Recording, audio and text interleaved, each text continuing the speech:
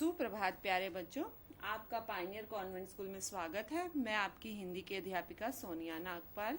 आज हम पढ़ेंगे पाठ 10 जिसका शीर्षक है विदाई का उपहार। ये कहानी जो है वो दो मित्रों के बारे में है जिसके जो नाम है स्वामीनाथन और राजम। विदाई का उपहार कहानी इन दोनों की दोस्ती के ऊपर ही आधारित है, जिसमें स्वामीनाथन को जो राजम है वो छोड़ के जा रहा है क्योंकि उसके पिताजी का क्या है तबादला हो गया है। तो स्वामीनाथन उसकी विदाई के लिए उपहार को ढूंढता है, उसी के ऊपर ही क्या है ये पूरा पाठ है। जो लेखक हैं इसके R.K. नारायण हैं। पाठ पढ़ने से पहले हम लेखक के जीवन परिचय करेंगे। R.K. नारायण जी का जन्म 10 अगस्त 1906 ईस्वी को हुआ और इनका जन्म स्थान है मद्रास की चेन्नई शहर में। इनकी प्रसिद्ध पुस्तक का नाम है स्वामी और मित्र। इनकी विश्व प्रसिद्ध कहानियों में मालगुडी की कहानियां जो हैं वो काफी प्रमुख हैं या प्रसिद्ध हैं। इनका निधन 13 मई 2001 को हुआ था। पाठ पढ़ने से पहले हम पाठ में आए हुए मुख्य शब्दों के अर्थ के बारे में जानेंगे। हमारा पहला शब्द है विरुद्ध यानी विपरीत। इसका वाक्य प्रयोग करेंगे, हमें अपने माता पिता के विरुद्ध यानी विपरीत नहीं जाना चाहिए। ईर्ष्या, जलन, कभी भी किसी को देखकर हमें जो जलन होती है किसी की अच्छी चीज को देखकर, तो उसे क्या बोला जाता है? ईर्ष्या। वाक्य प्रयोग करेंगे, हमारी दोस्ती को देखकर सब ईर्ष्या करते हैं। काबू यानी नियंत्रण। वाक्य प्रयोग करेंगे, हमें अपनी भावनाओं पर नियंत्रण रखना चाहिए या काबू रखना चाहिए। किसी भी चीज पे कंट्रोल रखते हैं उसको क्या बोलते हैं? काबू। हमारा अगला शब्द है अदना यानी तुच्छ।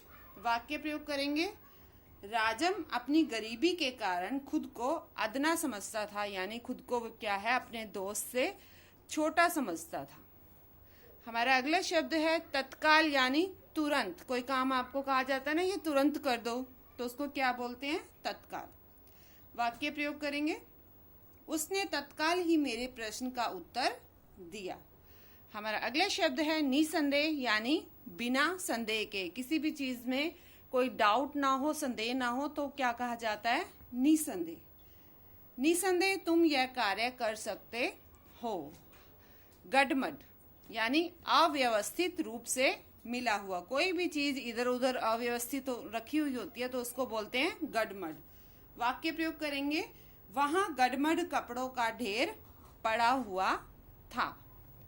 वेशभूषा यानी पहनावा। जो भी पहनने के कपड़े होते हैं उसको क्या बोला जाता है? वेशभूषा। वाक्य प्रयोग करेंगे, मेरी वेशभूषा देखकर राहुल बहुत खुश हुआ। संग्रह यानी एकत्र करना। एक ही जगह पे कोई जैसे इंफॉर्मेशन होती है या किसी चीजों को एक साथ रखा जाता है एक ही जगह पे, तो उसको बोलते हैं संग्रह। वाक्य प्रयोग करेंगे, स्वामीनाथन ने पुराने बक्से में अपने खिलौने संग्रह करके रखे हुए थे, यानी इकट्ठे करके रखे हुए थे। उपहार यानी भेंट। किसी को कोई जो गिफ्ट दिया जाता है उसे क्या बोला जाता है? उपहार या भेंट। वाक्य प्रयोग करेंगे, स्वामीनाथन ने राजम को क्या है? विदाई का उपहार दिया। स्थगित यानी कुछ समय के लिए रोका हुआ। यानी कोई काम हम करते हैं और उसको टालते रहते हैं कि आज नहीं कल करेंगे, तो उसको बोलते हैं स्थगित करना या कुछ समय के लिए रोक लेना।